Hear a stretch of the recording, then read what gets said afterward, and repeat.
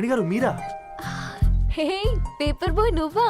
ఏంటిది morning paper, మధ్యాహ్నం auto, evening valet పార్కింగా? అబ్బాయి అదేం లేదండి, మా నాన్నకి రోజు వంట బాగాలేదు, అందుకని నేను తీసా. కార్కి ఏమైందండి? ఏదైనా రిపేరా?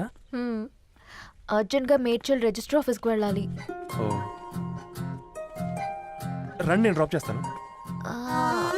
ఆటోలో అంత దూరం ఓకేనా? మీకోసం ఎంత దూరం అయినా ఓకేనండి.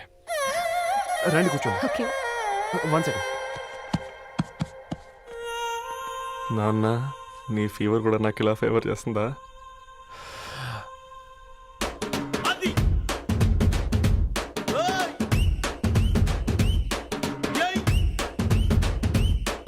రవి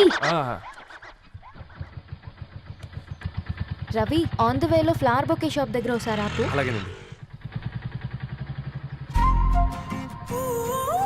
అయినా రిజిస్టర్ ఆఫీస్కి ఒకళ్ళు వెళ్తున్నారు ఏంటండి? నా ఫ్రెండ్ మ్యారేజ్. ఓ లవ్ మ్యారేజా? అవును, ఐఐటి ఖరగ్పూర్లో ఇద్దరు నా క్లాస్మేట్స్. అమ్మాయి కేర్లెట్, అబ్బాయిది ఇక్కడే హైదరాబాద్. ఆ అబ్బాయి ఎంత లక్కీ అండి, తన లవ్ సక్సెస్ అయింది.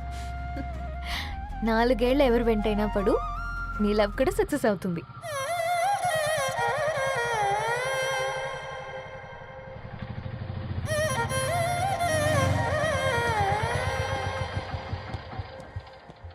ఓ షాప్ క్లోజ్ చేసింది, ఇప్పుడు ఎలా? పర్లేదండి, ముందుకెళ్ళి ట్రై చేద్దాం. ఏంటి సడన్గా? అదృష్టం ఆటో ఎక్కితే దురదృష్టం నన్ను ఎక్కుతుంది ఏంట్రా? స్టార్ట్ అవ్వే. ఏమైంది? నా బ్యాడ్ టైం నీ బండికి తాకినట్టుంది.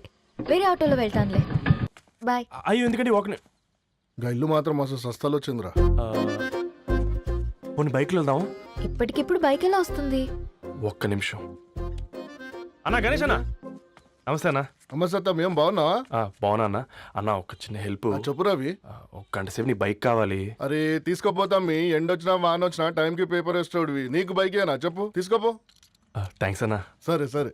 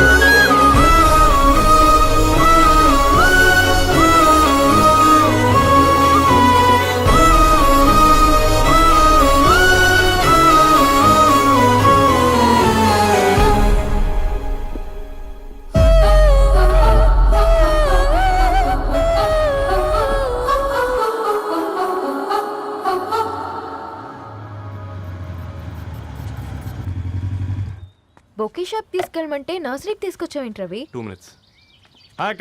ఏంటి రవి ఇలా వచ్చావు? మీ అమ్మ కూరగాయల మొక్కలతో పాటు పూల మొక్కలు కూడా పెంచుకోవాలనుకుంటుందా ఏంటి? అదేం లేదక్క. అక్క, తన నా ఫ్రెండ్. హలో అండి. అర్జెంట్ గా కొన్ని పూలు కావాలి. ఏం కావాలన్నా తీసుకో తమ్ముడు, ఈ నర్సరీయే నీదనుకో. థ్యాంక్స్ అక్క. ఎలా చోటు, ఏం చేస్తున్నావు ఇక్కడ? స్కూల్కి వెళ్ళకుండా?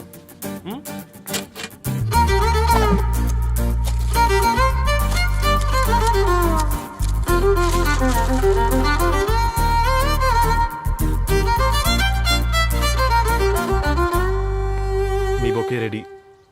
Wow Ravi, it's amazing. Original bouquet కన్నా బాగుంది. రవి, అసలు ఇలా చెట్టుకో పువ్వు కాకుండా అన్ని బ్యూటిఫుల్ ఫ్లవర్స్ ఒకే చెట్టుకొస్తే ఎంత బాగుంటుందో కదా. అప్పుడు ప్రతి మొక్క ఒక బొకే అవుతుంది. ఓ చలో చలో, టైం అవుతుంది. బాయ్ అండి, thank you so much. Come. Bye అక్క, ఉంటాను. అలాగే రవి. అదిగో ధరణి వచ్చింది, పద పద. Hi guys. ఏంటి ధరణి ఇంత లేటు? ఆ స్టోరీ తర్వాత ఎక్స్ప్లెయిన్ చేస్తా గానీ first meet mister Ravi. Hi. Hi bro. ఏంటి మన ఫ్రెండ్స్ ఎవరూ కనిపించట్లేదు? అందరూ హ్యాండ్ ఇచ్చారు. సాక్షి సంతకం పెట్టాల్సిన సందీప్ గడు కూడా. నువ్వు తన్ని సాక్షి సంతకం పెట్టడానికే తీసుకొచ్చినట్టున్నావు. Please come bro.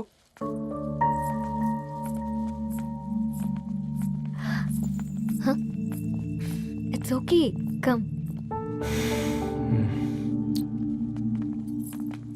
తొందరగా రండి అమ్మా, అసలే షుగర్ పేషెంట్ని, లంచ్కి లేట్ అవుతుంది.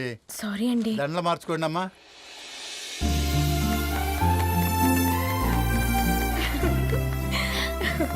Congrats guys. Thank you. Thank ఆ యూ. పేపర్ మీద సంతకాలు పెట్టండి అమ్మా.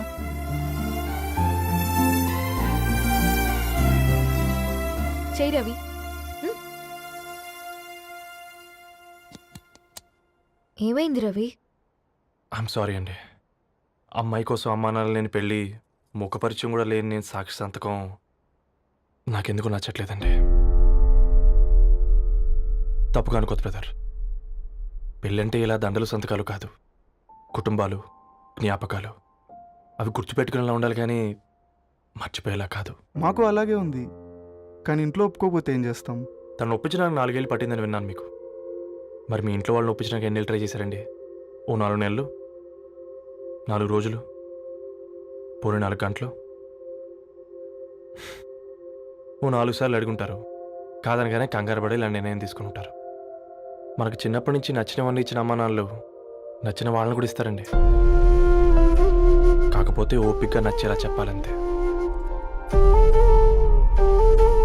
ఓకే అండి, మీకు పెద్దగా ఓపిక లేనట్టుంది. ధరణి గారు మీ నిర్ణయానికి విలువిస్తున్నారు, నేను ధరణి గారికి విలువిస్తాను. వద్దు రవి.